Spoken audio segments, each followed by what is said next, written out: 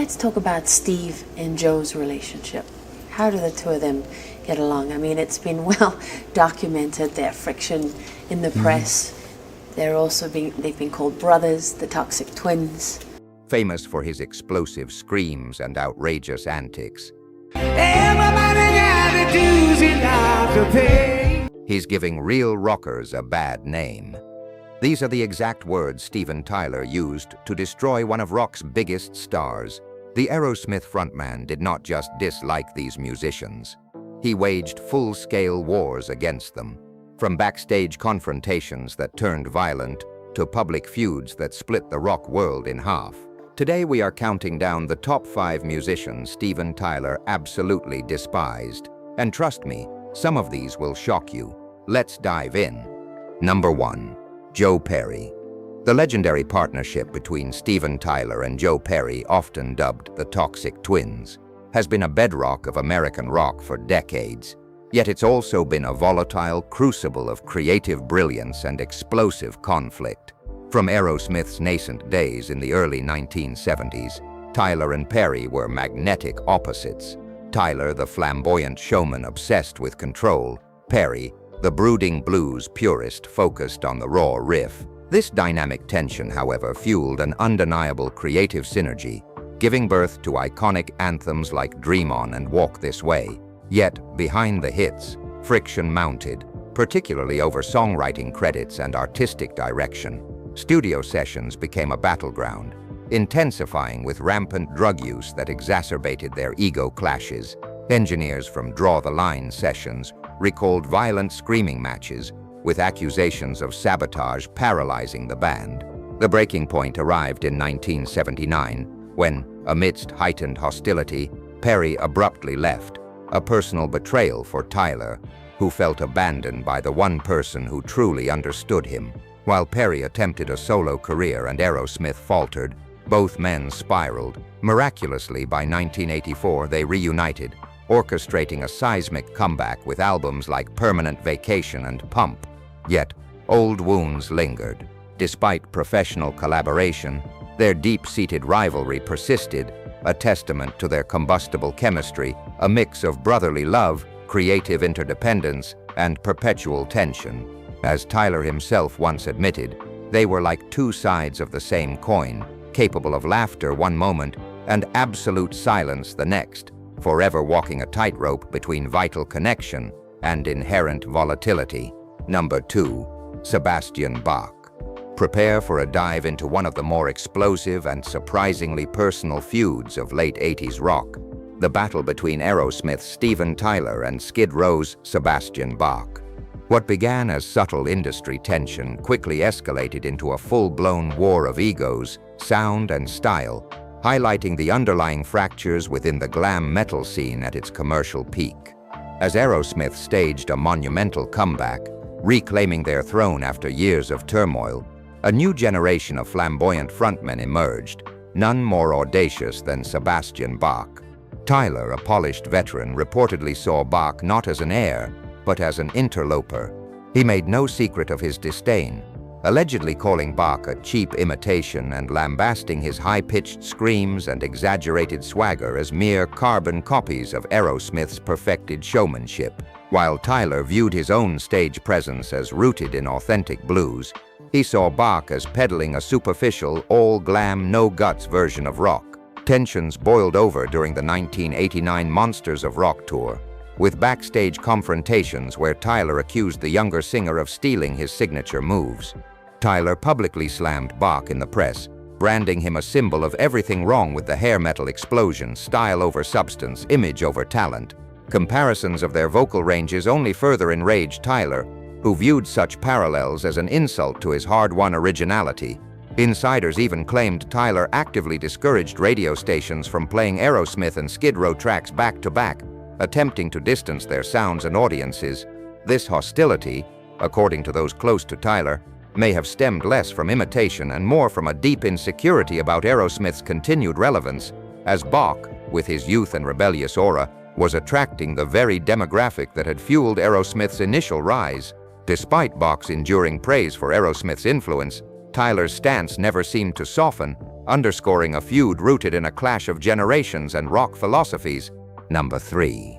Mick Jagger. The legendary rivalry between Steven Tyler and Mick Jagger was sown early, fueled by relentless media comparisons between the two lanky, snake-hipped frontmen, both famous for their wild energy, signature struts, and undeniable charisma. As Aerosmith emerged in the 1970s as America's answer to the British invasion, critics began dubbing Tyler the American Mick Jagger, a title that, for Tyler, was less a compliment and more accusation of imitation. While he admired the Rolling Stones, Tyler deeply resented the implication that his stage presence was derivative rather than authentically original. His cryptic remarks about Jagger in interviews hinted at a deeper truth. Tyler was fiercely determined to be seen as his own rock deity, not merely a shadow. The rivalry intensified through the 70s as both bands competed for high-profile venues and promotional deals. Tyler aggressively lobbied promoters, arguing that Aerosmith was more relevant and better equipped to capture the next generation of rock fans, viewing Jagger and company as past their prime. Things turned personal when Jagger made thinly veiled remarks about American rock bands lacking sophistication, which Tyler took as a direct shot. He fired back, defending not only Aerosmith but the entire American rock tradition, expressing disdain for the automatic critical reverence given to British acts. Despite Aerosmith's massive commercial success, Tyler privately fumed that they rarely received the critical adoration that seemingly flowed effortlessly to the Stones, whom he believed were coasting on legacy. This philosophical divide deepened, preventing any meaningful collaboration between the two iconic frontmen. Theirs was a cold war of rock ego, fueled by pride, press coverage, and a fierce, unspoken desire to be remembered as the ultimate showman, each man viewing the other as a mirror reflecting their deepest fears of being outdone, imitated, or worst of all, forgotten. Number 4. Vince Neil. In the wild landscape of the 1980s, both Steven Tyler and Vince Neil were revered as unapologetic bad boys, epitomizing the era's excess with their debauchery, trashed hotel rooms, and outrageous stage antics. However, as the decade progressed, Tyler reportedly grew increasingly irritated by what he perceived as the media's infatuation with Neil's more superficial brand of rebellion. Tyler felt his own history of wild behavior was being overshadowed by Neil's flashier escapades, leading to an underlying bitterness in their competitive encounters at festivals and parties. Tyler, known for his sharp tongue, allegedly accused Neil of staging his bad boy persona, declaring, "He's giving real rockers a bad name." For Tyler, his own insanity stemmed from authentic pain and artistic drive, while Neil's antics appeared performative and shallow, designed purely to sell records rather than express genuine rebellion. The feud took a deeply personal turn when Steven Tyler embraced sobriety in the late 80s. Having navigated his own arduous journey through addiction and rehab, Tyler saw Neil, still deep in debauchery, as a living reminder of the self-destructive spiral he had barely escaped. He publicly criticized rock stars who refused to evolve, specifically naming Vince Neil and asserting that true rock stars knew when to grow up.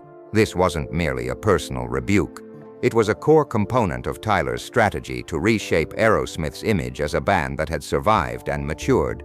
Neil's infamous 1984 drunk driving crash, which tragically killed Hanoi Rock's drummer Razzle, further intensified Tyler's disdain. He reportedly saw the incident as a black mark on rock culture, making it harder for reformed musicians like himself to gain respect. Throughout the early 90s, as Aerosmith surged with their clean and sober revival, Tyler actively sought to distance his band from artists who hadn't made similar transformations. He reportedly lobbied radio stations and executives to minimize Motley Crue's airplay alongside Aerosmith's new material, arguing that it would undermine the message of recovery and growth. What began as a competitive grudge between two high-profile frontmen had ultimately morphed into a clash of philosophies, Tyler advocating for a mature, responsible rock stardom and Neil representing an outdated, reckless glorification of excess. Though never erupting into public brawls, the Cold War between these two titans remained palpable within industry circles, ensuring they rarely shared stages or reconciled their profound differences. Number 5. Kurt Cobain. The seismic clash between Steven Tyler and Kurt Cobain stands as a poignant symbol of a fundamental cultural shift in rock music. Steven Tyler, a product of the high-octane, arena-shaking rock of the 19s and 80s, reportedly viewed Cobain with open disdain. While Tyler thrived on theatricality, soaring vocals, and showmanship, Cobain represented the antithesis: brooding, unkempt, emotionally raw, and aggressively anti-commercial. Tyler saw Cobain not just as an opposing force, but as a genuine threat to the very soul of the genre. He once remarked on Cobain's distant demeanor, stating, "He was in pain, and I'm angry about Kurt," expressing a belief that rock music should be a celebration of survival and adrenaline, not self-pitying nonsense. Former MTV executives revealed Tyler's frequent complaints that the grunge movement, spearheaded by Nirvana, was destroying rock's celebratory spirit. The feud reportedly reached its boiling point during rehearsals for the 1992 MTV Video Music Awards, where Tyler allegedly confronted Cobain, criticizing his anti-establishment attitude and sloppy musicianship, claiming, "Real rock stars should inspire, not drag people down."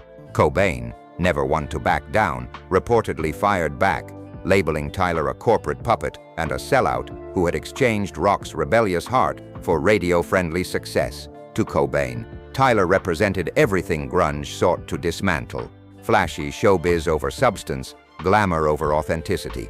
Tyler continued his crusade in the press, dismissing grunge as a teenage fashion trend and warning that Cobain's influence was teaching a generation that talent and showmanship didn't matter. After Cobain's tragic death in 1994, Tyler's earlier remarks drew intense backlash, despite his expressions of sorrow and reflections on his own near-death struggles. Many critics viewed his statements as emblematic of the old guard's failure to understand the profound mental and emotional torment faced by alternative artists.